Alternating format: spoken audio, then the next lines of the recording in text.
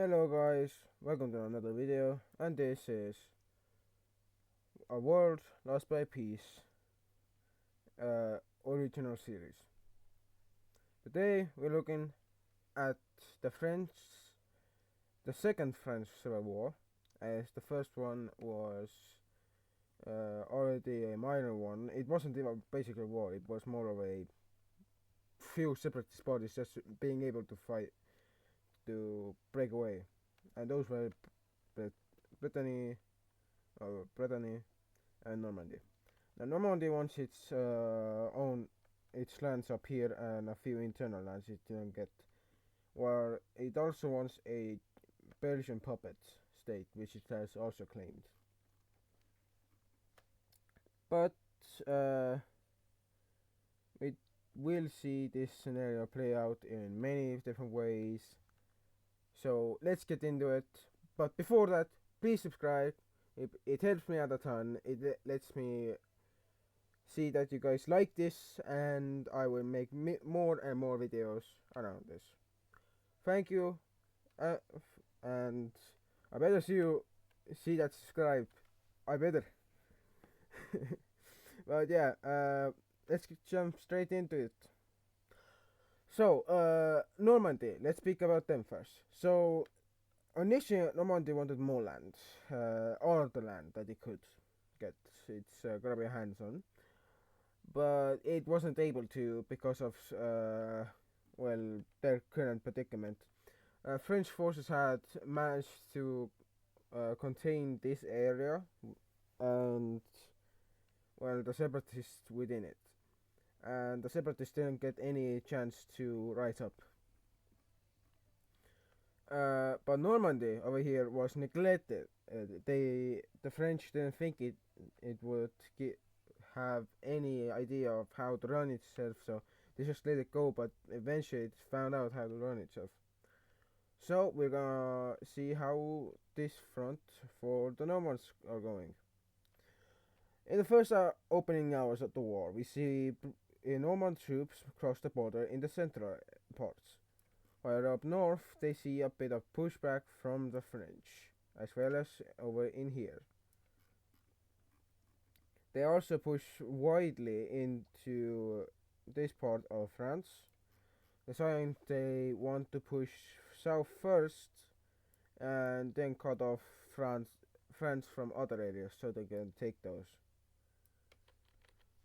So they will push troops, a few divisions and a few dozen soldiers into a spearhead to try and make a bulge, which actually works until they get news that this part has started to fall.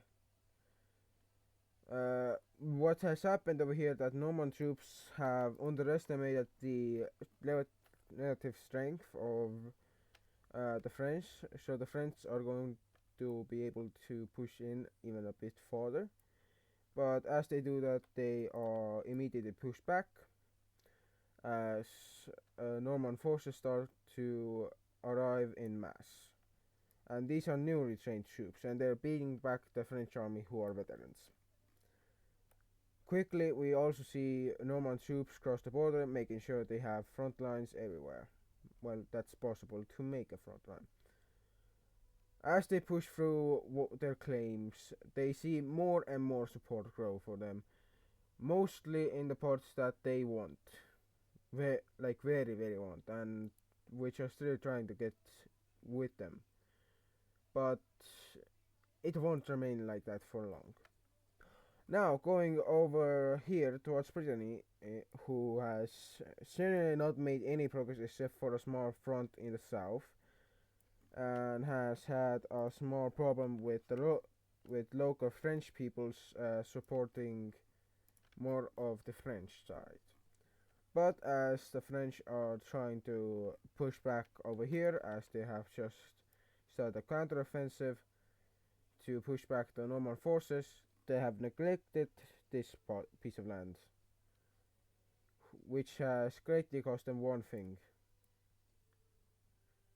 their ability to counterattack. Many forces are captured. 5 battalions in this pocket alone, and another 6 in this pocket. It is a massive double encirclement that has caused many people to gasp around the world. As news arrives, Paris seems to have fallen into chaos. I think Paris is around like here or here, so I'm gonna count like this place as France. The outskirts of France are reached, and quickly Norman forces will enter it, taking over governmental buildings and killing the army soldiers stationed there. Those that surrender, they spare, as they don't see no need for needless bloodshed. While they are doing this, more fronts show their heads as this part of the front starts to see massive pushback from the Normans and Britons. But before the French could also save their people in this pocket and, well, at least get a foothold of the south, it is reported that three battalions in this pocket have been neutralized. Another 4 have been destroyed over here. These pockets are seeing heavy fighting, with urban fighting being the bloodiest of any war there has been in a while. But an unexpected event happens. We see 2 new allies join the cause. We have the Bucards, I think that's what they're called, so I'm gonna just call them Bucards, and Greater Luxembourg. Now, Greater Luxembourg has had negotiations with Normandy, and it seems that they have made an agreement. Luxembourg will aid the Normans in taking their lands in exchange for the puppet that Normandy wants to be integrated into Luxembourg as one giant piece of land. As the Luxembourg troops start to advance, their forces manage to almost certainly take over the entire area over here. Well, the southern parts of this claim, but they don't, as French forces are able to hold on to a front line which has been there for a while. Slowly, we also see French troops from 3 army groups start to panic and desert the front line over here. And it's quickly seen that this pocket, that would be called a pocket, has just become more dire, as more and more Norman troops have begun to rear their heads over here. 3 landings have been made all along the coast, and then officially, after a ton of fighting for the north, it was made certain that this pocket is the largest of any, as entire army groups are trapped in here. To be exact, 4 army groups, or 3.5. This is a significant advancement that has just caused the French forces in France itself, in the interior, at the coast, anywhere, along the rears, in the cities, along any part of the front, across the front, everywhere, even in internal lands, to see one entire thing. France is crumbling. France is having more and more difficulty trying to maintain its front line. As more and more troops get encircled, it is seen that this pocket is almost wiped out. As this part of the pocket, which has only 2 divisions, was destroyed without any casualties on the normal front. But sadly, we do see something else happen for the French. This 1 battalion has just surrendered, along with its brothers up in the north. It is said that these two have just been closed and have caused a lot of logistical uh, buffs for Normandy to happen. So Normandy will be able to push a bit further, but it quickly sees itself able to push on multiple parts of its front, managing another encirclement of half a battalion's worth of men, and as well as another one that is just a few dozen companies. And these companies are surprisingly the first army corps of the French army. This has just become a war of survival. Brittany has been very much at it after a while of preparations and fresh forces trying to break through. After some time, we see Breton forces arrive in mass into France. This is about time when this area started to move, and Brittany started its first push over here, deciding that it would be more advantageous to push for this and for these two spearheads, which have just become very, very coveted as very good strategic points to use. But as they are doing this, uh, this encirclement is closed without anything but a few casualties and a lot of surrenders. We also see the French forces not being able to defend against this spearhead that turns into a wide bulge encirclement that has just cut off around a few dozen troops. But luckily for the French, they are able to evacuate this whole area within a week. They don't lose a lot of people, they lose only half a thousand people or 500 men. They lose 5 armored vehicles and a bit more over in the south due to the mountainous terrains not being able to be suited for them. We then see a very big lapse in judgment for the French, who have just thought they can use their boats to save as much troops as they can, but Breton ships have started to harass any landing craft or any escape craft. So this pocket is closed with many casualties on the French side and only a few dozen on the Breton side. As this war is going on, we do see a push towards Lyon, but this is no ordinary push, as the Lyon push will go like this, deciding to push a bit farther and then branch out, deciding to make another part of France give up. But as they are doing that, we also see this entire pocket be smothered into about one entire army group, 1.5 entire army group has been wiped out. 2 army groups are left, and it's said that if this falls, France will lose all motivation to continue the war. Over here we see this pocket being closed. Luxembourgian, good work. Luxembourgian troops push a bit more south and southwest, deciding to also take up more defensive positions along the Rhine, which they have just reached. And as they do that, it is said that this is unprecedented. The city and province of Nice has just declared its independence, the first of its 3 brethren.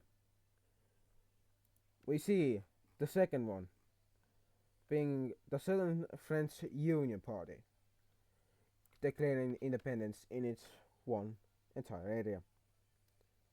And then, the most shocking of all, we see the entirety of eastern France give up and become its own land. France has just had a large scale breakaway.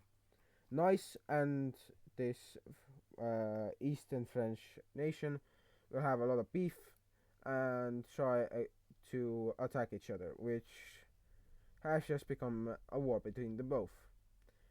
Nice manages to capture a lot of land before being stopped over in this part of the front, where their forces still manage to push quite far.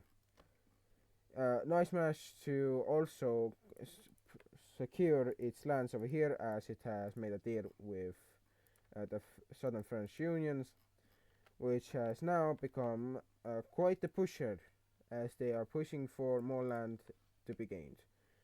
But before they are able to do that, it seems that a large part of this area has decided to, well, give up and join the enemy.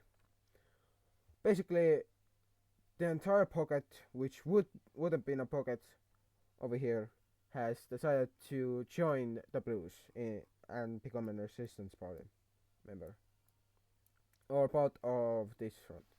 While this front line is made, or well, in the pocket, we also see yellow troops decide to meet up with blue team troops, who have actually pushed past them into this area. And as yellow team troops start to push farther and farther into other pieces of land, deciding they want as much land as possible, all of this, of what's left of France, falls after this pocket is closed. Now, Normandy, Brittany, Brittany, Persephocus, I've got to call them Persephocus. Actually, I've got to call them Northern Spain, yes, Northern Spain, and Luxembourg, Berge, have decided to aid Nice. And this is against the two French countries. The Southern French Union Party will be pushed into by Norman, well, Britain and northern Spanish troops, and this has become just a large bulge and large attack. The offensive has been such a success at taking as much land and as much important cities as possible that the entire Nice part for the Nice, the Republic of the Nice, has decided to push along these parts of land, and annex as much land as possible before allies arrive and try and carve up the legion. But it is seen that the Southern French will give up. As we see this happen, what's left is just one French state. And quickly we see Nice troops exploiting the gap in defense and cutting off the Eastern French troops entirely. Mashing bulkhead, they have just created a bottleneck. If they are able to hold on to this bottleneck for more than 72 hours, which now seems unlikely as the forces begin to pile up over here, they will be able and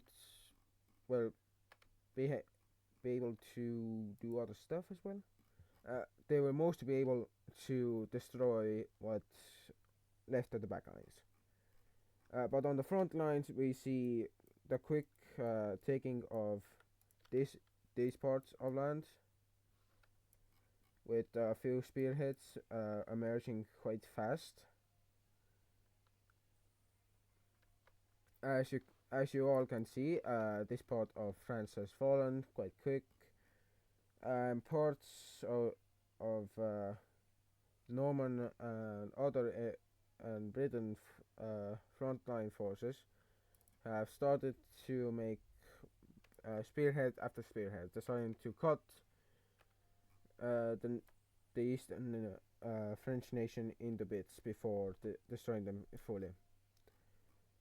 The connections have just devastated the front lines, as the back lines are now what's left of, well, France, and, well, you know, we see most of the pockets give up, and the few that are left have their centralized commands destroyed, and, well, they aren't able to continue fighting for much longer.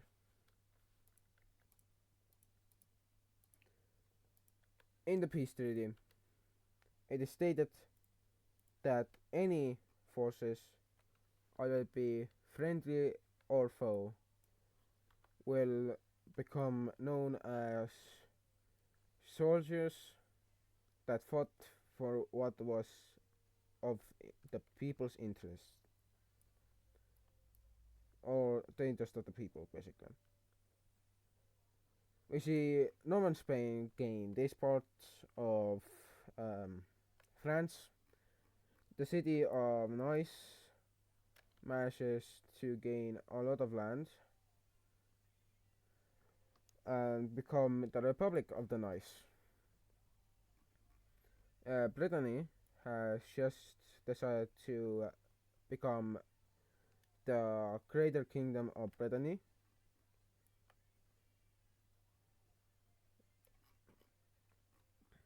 Normandy has been able to take most of northern France, except for a few lands that it could not save. Luxembourg has decided to take land that is close to the well, actually, wait, let me just edit this a bit. No, I'm gonna give most of northern France over to Normandy, and this area is going over to Luxembourg, as Luxembourg has, as they say themselves, deserved this piece of land and, well, fought hard for it. And in actuality, they only pushed towards this part and mainly focused up north and towards Rhine. But I'm not gonna start sulking over one nation's decision. And we also will see the creation of the southern French collaborative state. What's left of France is just a small hulk, and it completely becomes a land up for grabs, as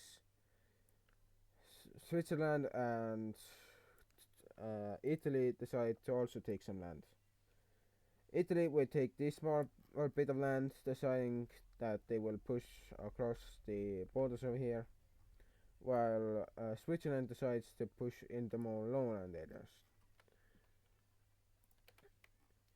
We will also see the Britain Norman Spanish collaborative state, and we will also see the Norman collaborative state form, which I will state is going to immediately become become a large, like, part of Normandy, and Normandy will declare itself Greater Normandy, or the Greater Norman Province. The nation of Nice decides to take this part of land, under its wing. What's over here is decided to be split into two by the northern Spanish. Sorry if I call you guys northern Spanish.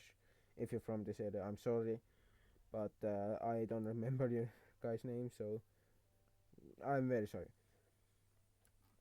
But basically, this is what has happened to France, and as we can see, France is completely carved up. Its multiple parts have been taken out. Multiple parts have just been annexed, and it's just normal at this point. We will also see the unification of the three Uralic states, who are the Uralic republics, and they will speak multiple languages as they are a federation, a free federation, and only a small piece over here of this part will become about this, but this will be known as the Greater Nation of the Ural the Federation of the Urals, basically, and it's going to annex a small friend of its. Well, not a small friend per se. You could say it kinda annexes a lot of land from this part of Russia. Well, this puppet state, who is told to give over these parts of lands for better relations in the future. Which, as you can guess, is not the only thing that was motivation to give all of this land away. It is actually to make sure that this Euro Republic takes a good look at these guys and it's like, okay, we're gonna ally with you. We're gonna do it quite quick. Also, these two areas, because Dagestan decides to give this piece of land over to eastern Kazakhstan. Basically, eastern Kazakhstan is going to give over its northern parts over to the Ural republics. The Ural Federation, sorry, I'm so used to saying republics. So I'm gonna get rid of this. And the Ural republics Federation, sorry, is complete. Also, we see Belarus be reinstated as a nation as these two decide to become one. Eastern and Western Belarus have decided to do this for the two main reasons. They just wanted to remake Belarus, and as you can see, they have most of their old borders. Well, not most, as most of the east, and north and south is now like numbed. So yeah. We also will see a war between Moldova and Romania, as will have a war against Bulgaria and the Bulgarian puppet state over here. Now, why has this happened out of the blue? Well, it was because of bad relations. In truth, it was actually because Bulgarian troops have crossed the border multiple times. The world knows about this. Nobody has done anything about it, and it's just annoying and basically has caused a war. Backing the Bulgarians, we see is Macedonia, Albania, Montenegro, Kosovo. Well, not Kosovo and Montenegro. They won't. But basically, I think it's also Central Serbia that supports them. Uh, the ones that the ones that support Romania, Moldova are going to be Northern Serbia, Hungary, unlikely I know, but yeah, Ukraine in all its beautiful glory, the Eastern Crimean Republic, mm, Croatia, Northern Bosnia, well, just Bosnia, actually Herzegovina, Montenegro, uh, well, yeah, Montenegro,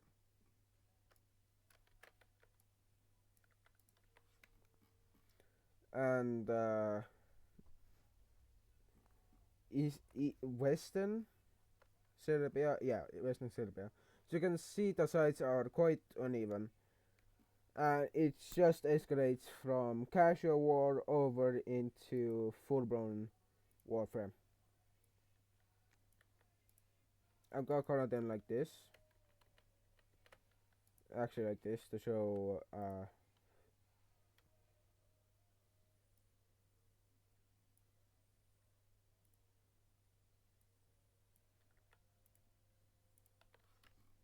Yeah, this is a lot better.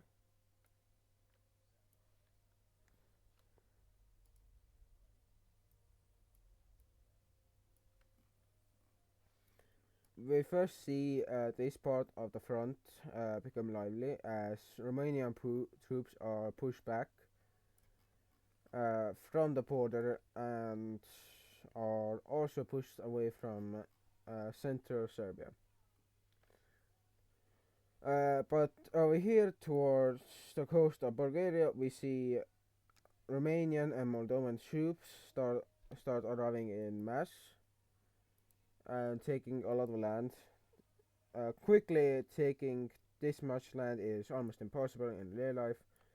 But as you guys can remember, I said a few episodes ago or videos ago that each action that I say about, like if the Moldovans and this did this over a short period of time, it wouldn't happen, and it would actually happen over 3 months or so, or 1 month of movement. So Moldovan forces have already been pushed over here and over here in anticipation of this area, these two being mostly used as like frontline areas, but the Moldovans actually pushed more troops over here to make sure they could take more coastal land and then push out into what's left of Bulgaria, as it was a long wanted desire of Romania.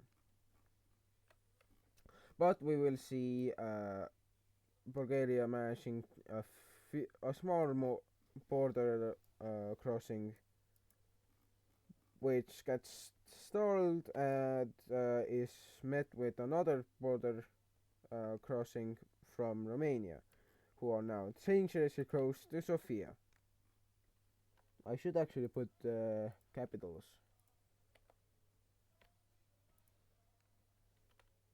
I think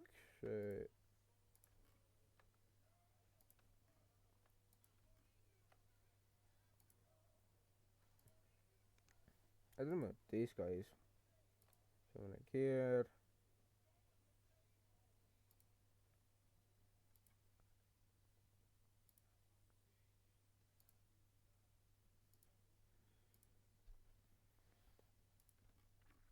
Kosovo is there. Albania is right here. Macedonia is here. Athena is here. I think Turkey had its a capital something like there. Dagestan will have its over here. Chechnya over here. Georgia. Yeah. Something like there. Uh, I'm gonna put it right here. So I'm not gonna do much else except for push for these things.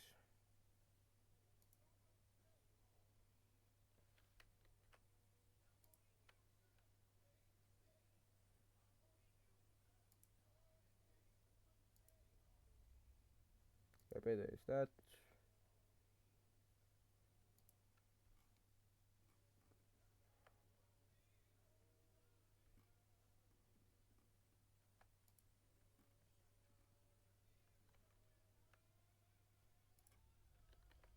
This is Moscow.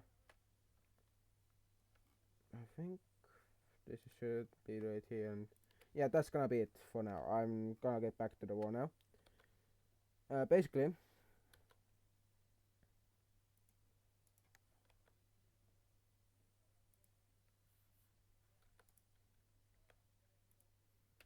we see Romanian troops managing to push out the central front line and push into Bulgarian lands over here, but over in this part they don't have much success. They do see problems over here as Bulgarian troops have started to do a more of a circle movement, trying to cut off what you can say is most of the Romanian forces over here, and then go for the capital, which is right here. But as they do that, Romanian forces will quickly cross a few frontline positions and manage to reach almost the outskirts of Sofia. And we also see this part of Bulgaria start to see heavy bombing from Romanian, Moldovan, and some volunteer corps. As we also see something else happen, but this will be a small thing. Romania sends over a few dozen troops to open a new frontal position, which nobody knows about except for Romania and Moldova. Moldova and Romania will send partisan groups to help and clear some areas. Again, this only works for a while, not well, for a short time, as these areas are reoccupied, but it's already too late as Romanian troops managed to connect up, cross the few miles over here, and start reinforcing the front line over here. No one in this pocket knows about this except for those knowing the Bulgarian pocket has any idea that they are encircled. They think there's still a corridor, so a few of them will try to go through here, but quickly we'll see something very bloody happen, and it's Romanian troops firing on wounded Bulgarian troops. I know, war crimes. But Bulgaria, as they tried to take Romania in the court for this international court, it is quickly said that by Romania, who has hired one of the best lawyers it can to defend itself, that it has not done anything of the sorts. In fact, the wounded people actually weren't wounded, they were playing wounded, which in this universe has been called a war crime. And we can still see the center parts of Bulgaria start to see also all of the bombing. We also see this part of well, actually eastern Serbia, southeastern Serbia, be entered by Romania, who are aiming for the capital of southwestern eastern Serbia. As this goes on, a pocket is made that immediately surrenders after a few dozen bombings and a lot of pushback. Romanian troops will be able to cut off a lot of Bulgarian troops as they have now entered the southeastern uh, Serbian capital, and they have started to also push over here towards the retreating troops over here, retreating Bulgarian troops. But we will see Bulgaria have a strategic failure after a large bulkhead is made, which turns out to be a distraction as this pocket is taken out. Forces start to pull to bulge out over here, and it quickly becomes quite a bad thing for Bulgaria, who have just tried and miserably failed to contain the whole area. We will also see another push that results into an encirclement, and over here we see Romanian forces push down south towards beaches and coastal ports, which are going to be viable for other things. As you can see, Romania has made decent grounds as of yet to be determined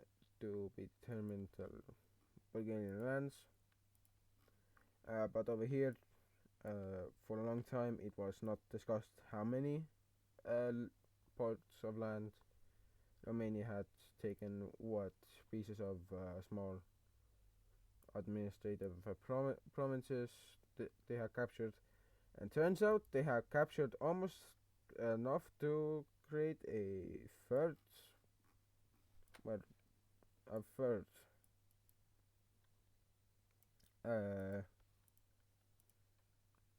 was it, encirclement, because this is what's left of the encirclement.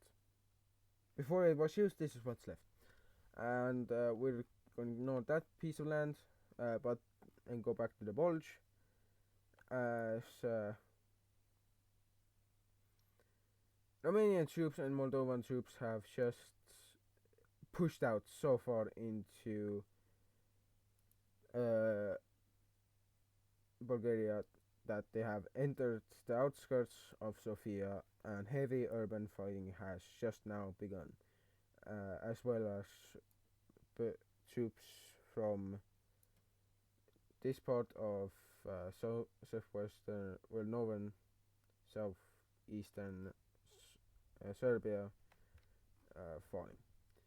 But we will also see the Serb capital fall, and what's left is just occupying forces that, well, yeah. We see parts of this actually surrender. Well, what's not controlled by Bulgaria surrender. And currently it's a large part of land.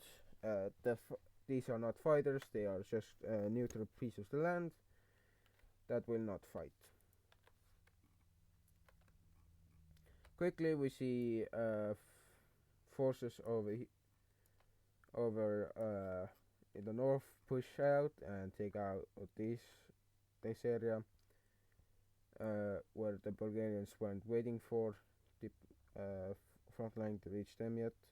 Same over here, where it wasn't waited for. And as Romanian troops from the west started to pour in, news came that Sofia had been lost, and the rest of its garrisons had just been put into one small pocket, which is being bombarded hellishly. No one is let in, no one is let out. Anyone who peeks their heads over is immediately swarmed with drones, those ones in Ukraine that are being currently used. They have been integrated in the modern warfare, they have been edited, and now we have Baba Yagas, but the size and the cheapness of other things. Around this time, Elon Musk has successfully, with the help of other space stations, managed to land human life on the moon, as a lunar base was already made. Yes, a lunar base was made during the wartime. Over here we see these two pockets give up. The rest of what's left of the Sophian regiments being destroyed, and this pocket almost being fully closed before being squeezed out.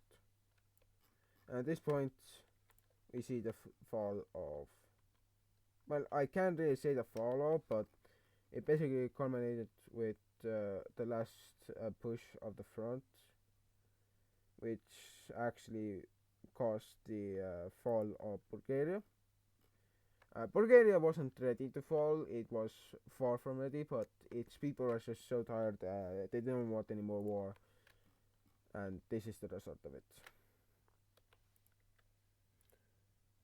As you can see, the war was quite devastating for Bulgaria and, well, its puppets, who have just lost a great deal of, well,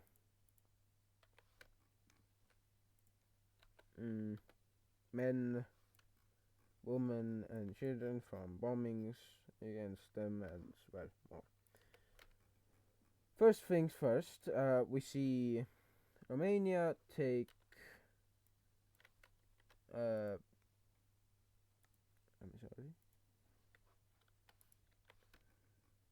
This part of Serbia, this Serbia, as well as this region, near, well, not fully, just this region. It was actually this area that was taken by Romania. We also see Romania take a lot of the southern coast, and up to here it's just that. We also see the unification of these two, and, well, it was just proposed by a diplomat of Romania.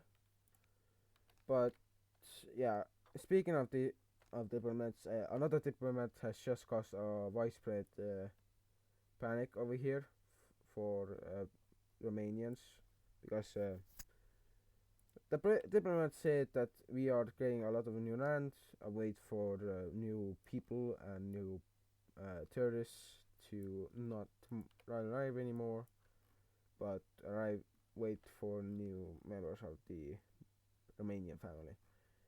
And this is just culminated in the entire northern most parts of Bulgaria, and what's left of this part of Serbia being just numbed.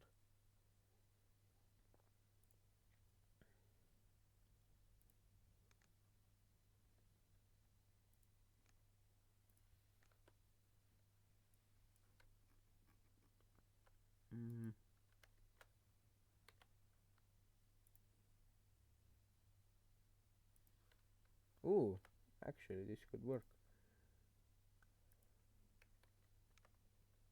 I'm gonna keep these as cities. I'm lazy. I'm just gonna tap a few of these, and then I'm just gonna stop right here. But yeah, thank you guys for watching. This video has been a great thing. If you have any questions about what I'm doing currently outside of well, YouTube, I have just entered a small spot in my life where I'm starting to realize that I should work harder and try at least a bit more to well, work, do a little bit more of or try to work well with school and stuff. And currently I'm just trying to recognize how to change myself a bit more so I can actually become a meaningful member of society. Also, thank you all for your great support. I never would have guessed that so many people would have just liked my videos this much, just to watch them for even a bit. Even if you guys just click off like after a few seconds, it's still a lot for me. It's like someone delivering a cake, basically. It's like somebody delivering a cake.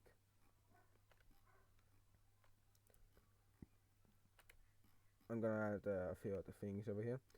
But yeah, thank you guys for watching. It has been, I think, my longest what if a world lost by peace video.